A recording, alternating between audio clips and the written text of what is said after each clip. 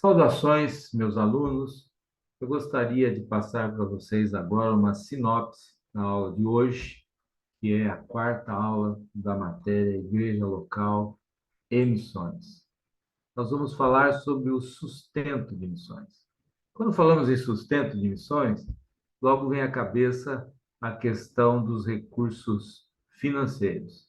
Mas temos que declarar que dinheiro não é a coisa mais importante na obra missionária. Não é apenas ele que sustenta a obra missionária. Nós vamos abordar dois sustentos principais da obra de missões. O primeiro é oração e o segundo é finanças. Oração. Missões é movido a orações, né? É a arma mais poderosa para vencer barreiras e alcançar metas. Oração move o coração de Deus. Oração abre as janelas dos céus e libera bênçãos que vêm de lá. Vamos ver aí algumas sugestões bíblicas de oração missionária.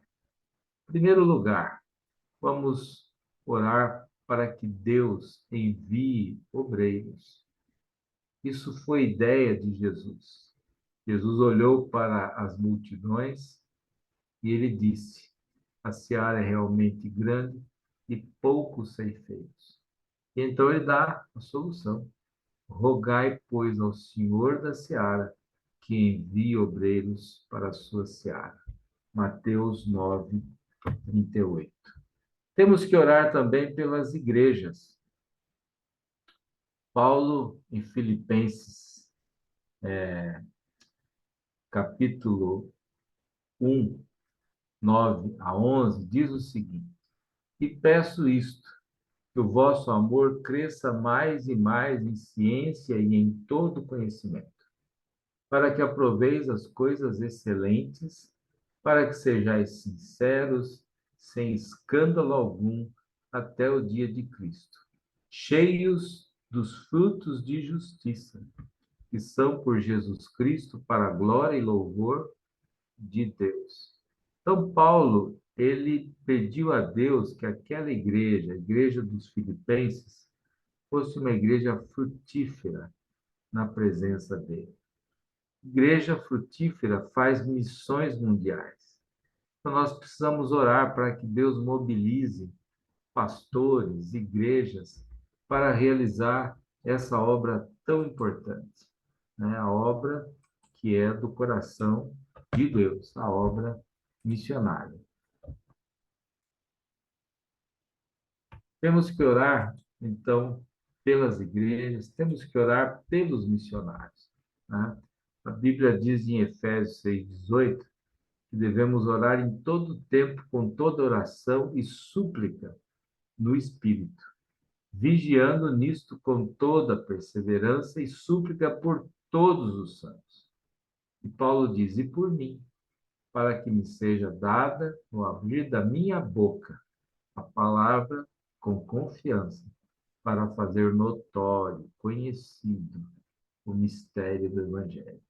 Então, Paulo, ele reconhecia que precisava da oração, da intercessão de todos os santos, para que no abrir da sua boca ele pudesse tornar conhecido o mistério do Evangelho. Então, os missionários precisam, eles carecem, eles necessitam das nossas orações.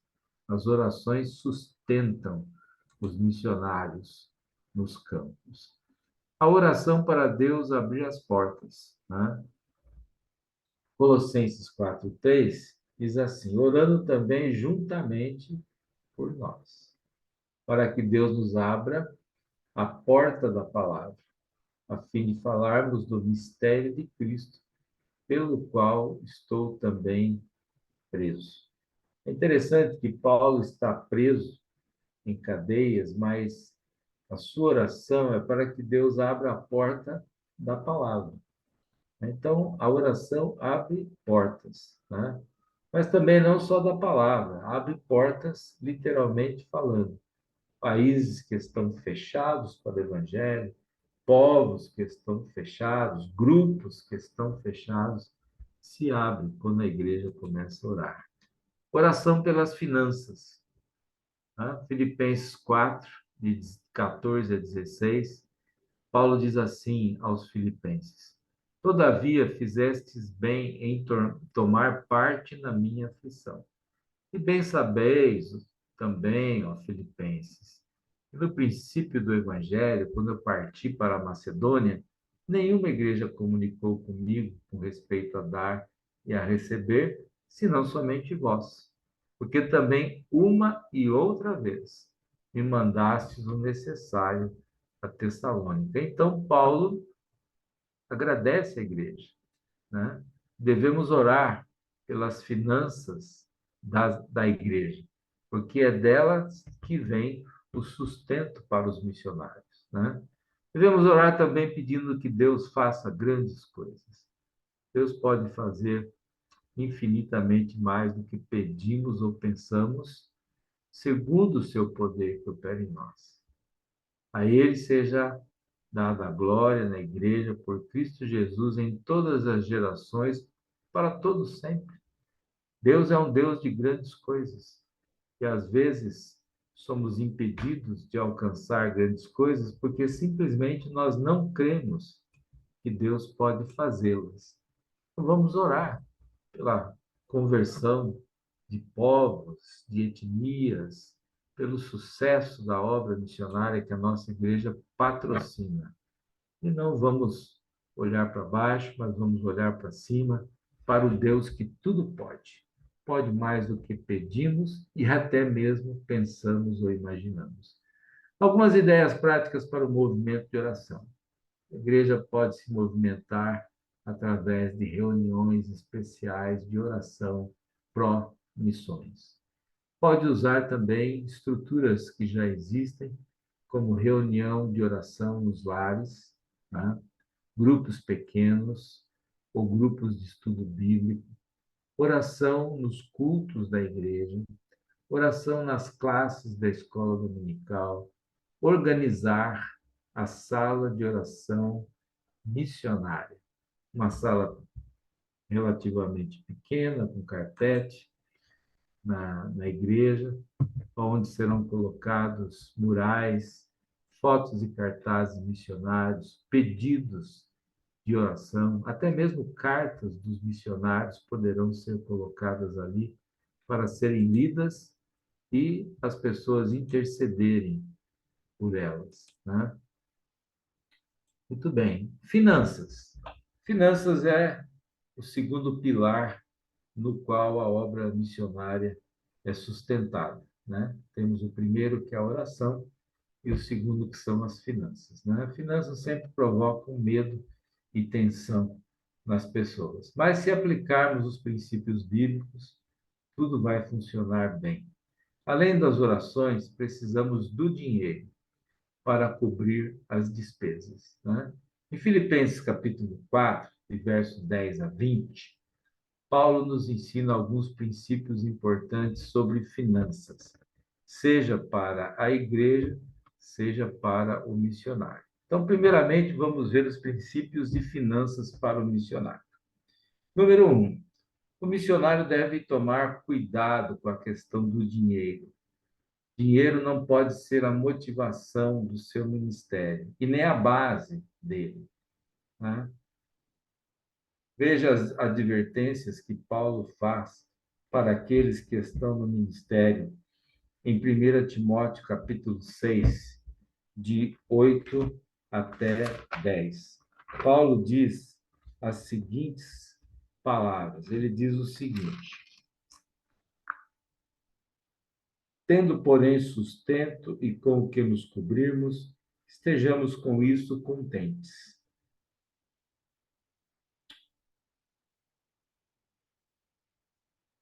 Mas os que querem ser ricos caem em tentação e em laço e em muitas concupiscências loucas e nocivas, que submergem os homens na perdição e ruína.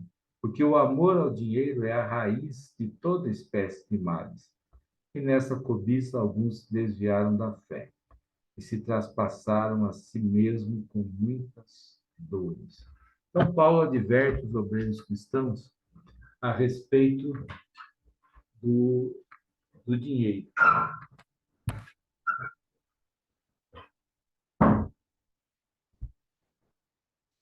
E o obreiro, o missionário, deve tomar muito cuidado com essa área em seu ministério. Em Filipenses, então, encontramos 4 princípios para a finança do missionário. Primeiro, o missionário deve estar associado a uma igreja local. Paulo diz lá, em versos 14 e 15 do capítulo 4 de Filipenses: Todavia fizestes bem em tomar parte na minha aflição. E bem sabeis também, ó Filipenses, que no princípio do Evangelho, quando parti da Macedônia, nenhuma igreja comunicou comigo com respeito a dar e receber, senão somente a vós. Então, o trabalho de missões, ele não é feito só pelo missionário, é um trabalho feito em conjunto. A igreja deve estar ligada, comprometida com o missionário. E o missionário deve estar associado à igreja na questão de dar e receber. Ou seja, ele deve estar associado à igreja, né, para receber apoio dela. O missionário deve viver contente em toda e qualquer situação. É isso que Paulo nos ensina. Ele diz aí no versículo 11: Não digo isto como por necessidade, porque já aprendi a contentar-me com o que tenho. Sei estar abatido, sei também ter abundância. Em toda maneira e em todas as coisas estou instruído, tanto a ter fartura como a ter fome, tanto a ter abundância como padecer necessidade. Mas a frase que se destaca é que Paulo aprendeu a viver contente com aquilo que tinha. E esse deve ser o sentimento do missionário. Seja qual for a situação, deve viver contente, porque o contentamento vem de Deus e não das coisas que possuímos. O missionário deve confiar plenamente em Deus. Paulo, falando de todas as dificuldades, ele diz: Posso todas as coisas em Cristo que me fortalece. Então, o missionário precisa aprender a confiar plenamente no Senhor, que nos dá força. Né? Em terceiro lugar, o missionário deve estar interessado não no dinheiro, mas no fruto que aumente o crédito da igreja. Tá? Ele diz assim: Não que eu procure dádivas, mas procuro fruto que cresça para a vossa conta. Então, Paulo não estava interessado mesmo nas ofertas que recebia. Ele estava interessado em que aqueles que deram as ofertas seriam abençoados diante de Deus, iam receber fruto, crédito diante de Deus por aquilo que haviam feito. Na mesma passagem, nós encontramos também princípios financeiros para a igreja. Né? Então, assim como o missionário deve estar associado à igreja, a igreja também deve estar associada ao missionário, ou seja, deve se comunicar com ele a respeito a dar e receber. A igreja deve suprir as necessidades do missionário. Paulo diz que os filipenses também uma e outra vez me mandastes o necessário a Tessalônica. Então, Paulo diz que a igreja supriu as suas necessidades. Né? A igreja também deve entender o princípio financeiro de Deus. Lá em Filipenses 4,19 diz: O meu Deus, segundo as suas riquezas, suprirá todas as vossas necessidades em glória por Cristo Jesus. Então, a igreja deve entender que Deus vai suprir as necessidades, tanto dela quanto dos missionários. Né? E é uma promessa do Senhor, que Ele não vai dar tudo o que queremos, mas Ele vai dar aquilo que precisamos, vai suprir as nossas necessidades. A igreja deve saber também que a oferta missionária agrada a Deus. Filipenses 4,18 diz: Mas bastante tenho, diz Paulo, e tenho abundância. Cheio estou, depois que recebi o que de Epafrodito da vossa parte me foi enviado, como cheiro de suavidade, sacrifício agradável e aprazível a Deus. Então, a oferta missionária, ela agrada a Deus. Ela vai diante do Senhor com um cheiro suave e aprazível diante de Deus. Então, a igreja é abençoada. Deus se agrada da oferta missionária. Bem, como é que Deus muda a vida financeira de uma igreja? Tá? A vida financeira de uma igreja se transforma quando ela resolve contribuir regularmente para a obra missionária, quando ela decide adotar o plano de minha oferta missionária de fé. Esse plano leva os crentes a dar com amor e revoluciona as finanças missionárias da igreja. Então, a estratégia é usar o sistema de minha oferta missionária de fé. Essa oferta missionária de fé foi ensinada pelo reverendo Oswald Smith, pastor da Igreja dos Povos, em Toronto, em seu livro O Clamor dos Povos. Não é uma oferta esporádica, anual, tirada do salário, do dinheiro que você tem no bolso. Essa oferta é uma oferta missionária mensal, que você dá pela fé, na dependência de Deus. Você deve perguntar a Deus: quanto o Senhor me dará para ser entregue à obra de missões mundiais? Deus diz o valor, você marca no envelope a quantia e espera que Deus lhe dê o dinheiro. E então entrega-o mensalmente à igreja para ser aplicado na obra de missões. Vamos entender bem o que é isso. Minha oferta missionária de fé. Primeiro, ela é minha, porque é individual. Segundo, é uma oferta alçada. Portanto, não tem nada a ver com o dízimo. Dízimo é uma coisa, oferta alçada é outra. Não devemos tirar dinheiro dos nossos dízimos para entregar como oferta. Dízimo é dízimo. A oferta é uma coisa entre você e Deus. É aquilo que Deus colocar no seu coração. É uma oferta missionária, né? E ela deverá ser usada exclusivamente para a obra de missões. E é uma oferta de fé. É de fé porque é dada na dependência de Deus. O justo vive pela fé. Deus é fiel e vai cumprir todas as suas promessas. Temos aí um modelo do cartão de promessas de fé e esse modelo, né, é um modelo que pode ser usado assim por qualquer igreja e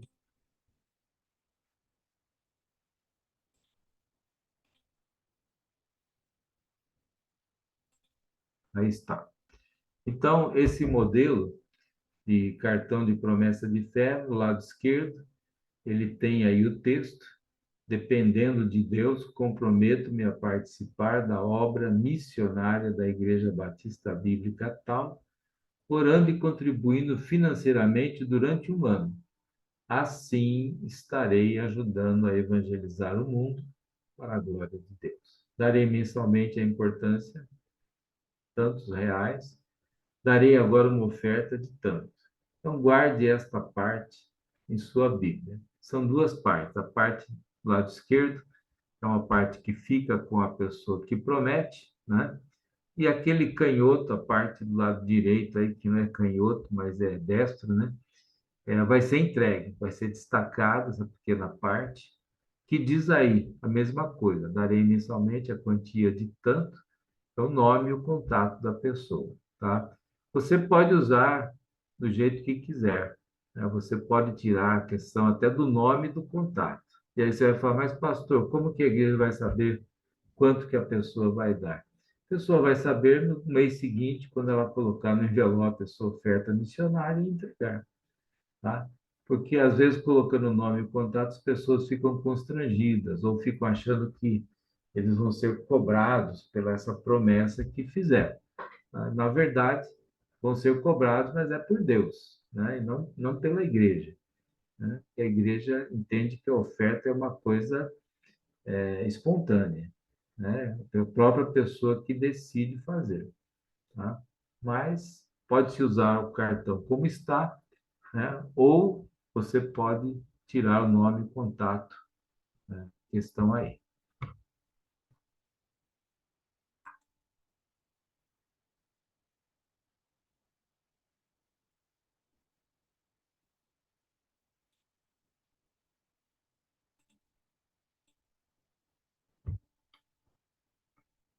Capítulo 11 do nosso livro trata da manutenção de missões.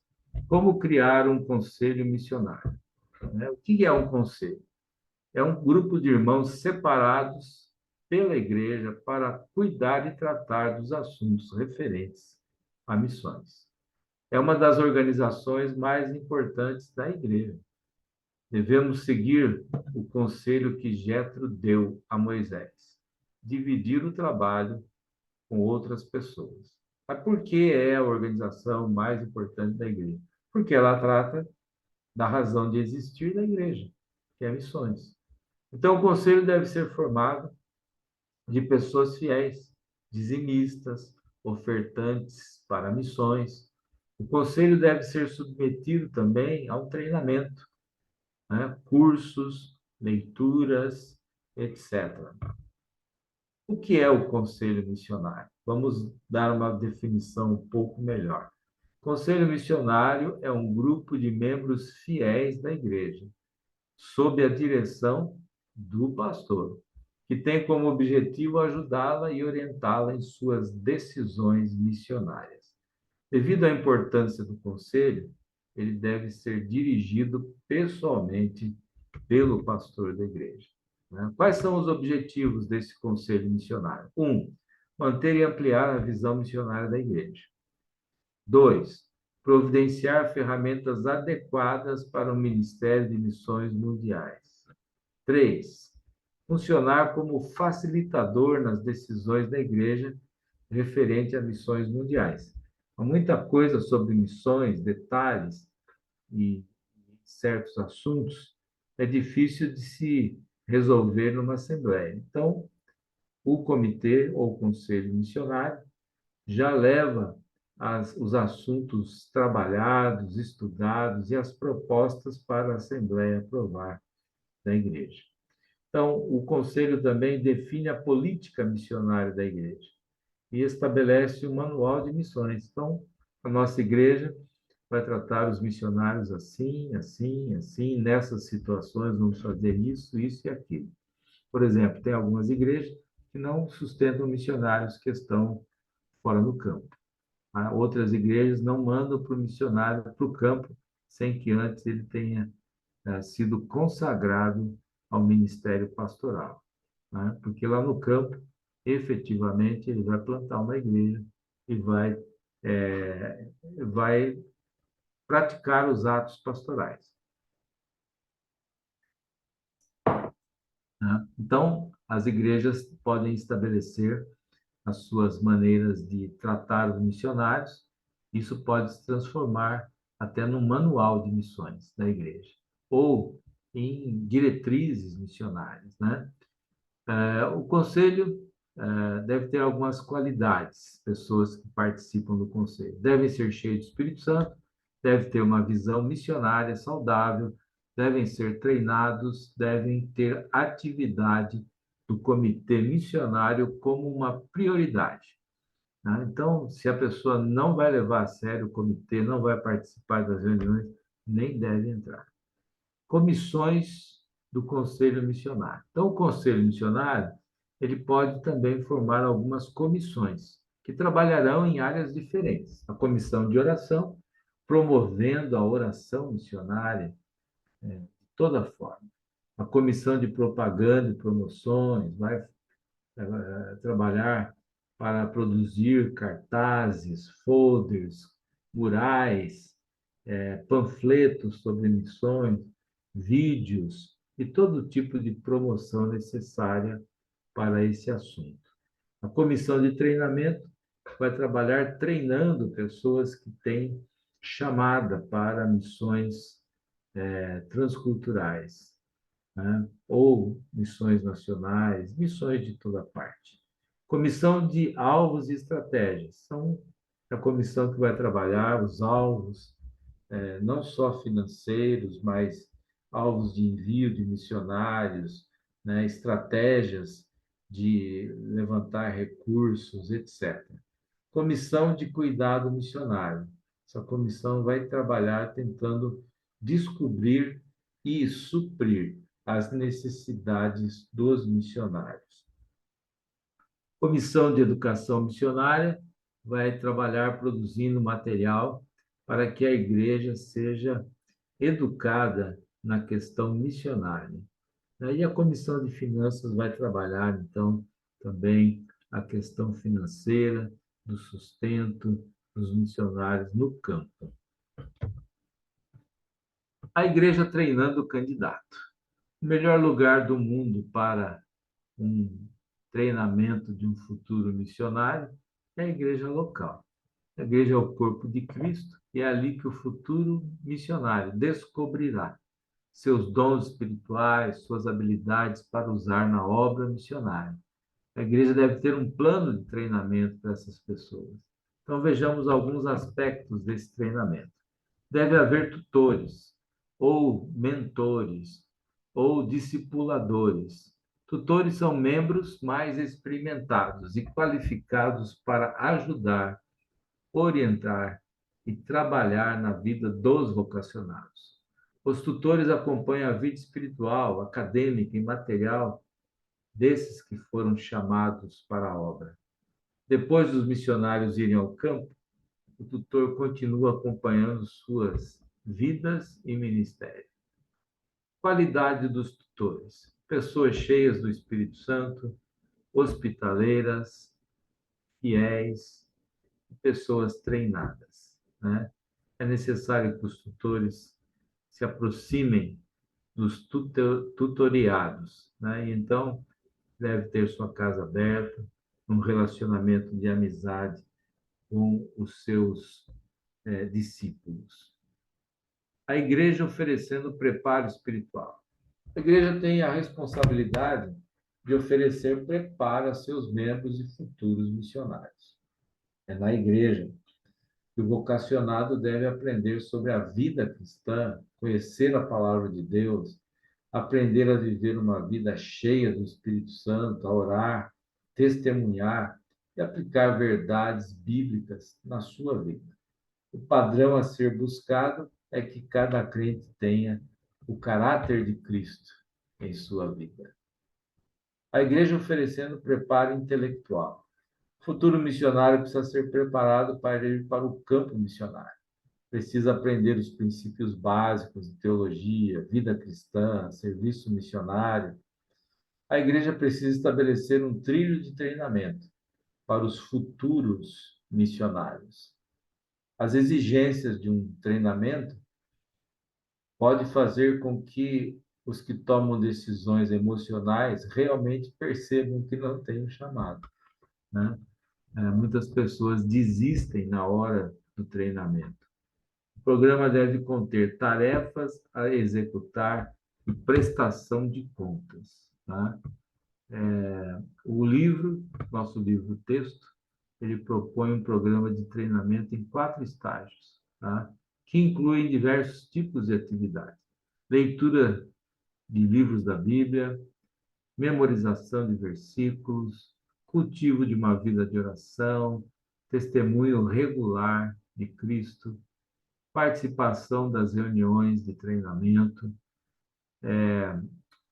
comunicação com os missionários através de cartas, ler e resumir livros missionários, praticar discipulado, estabelecer um ministério na igreja, entrar em contato com várias missões do interesse do missionário, continuar o contato com o tutor, fazer estágios, viagens missionárias e outras atividades afim que deverá haver uma prestação de contas, tá?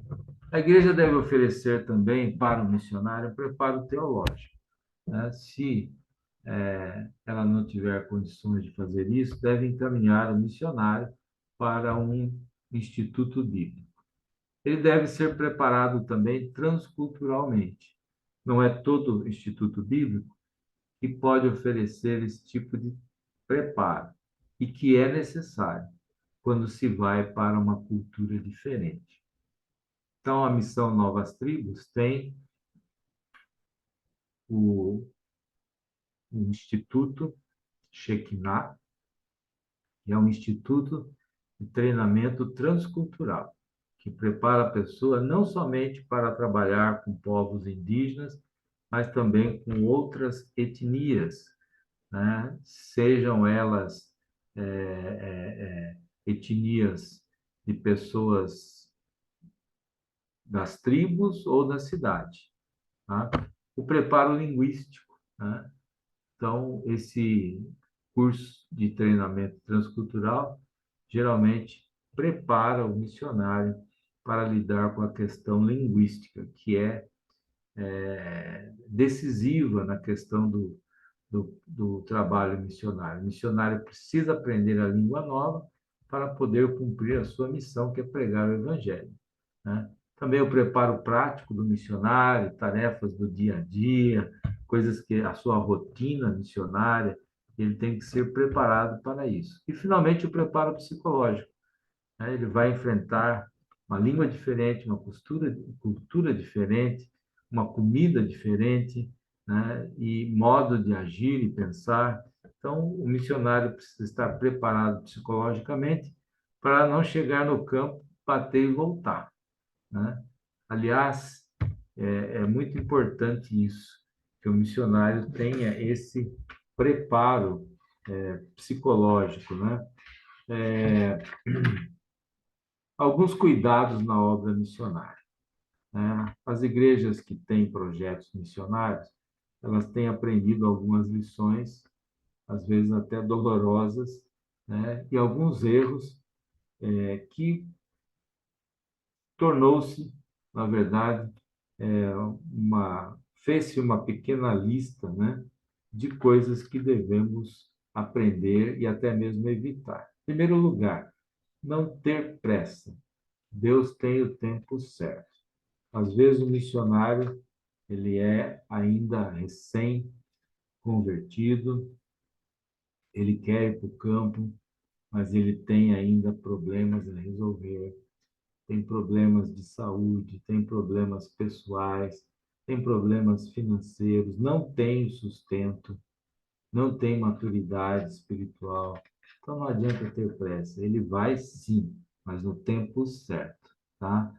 Não adianta mandar novatos também para o seminário ou para o campo. Seminário e campo missionário são coisa para pessoas que já têm uma experiência de vida cristã.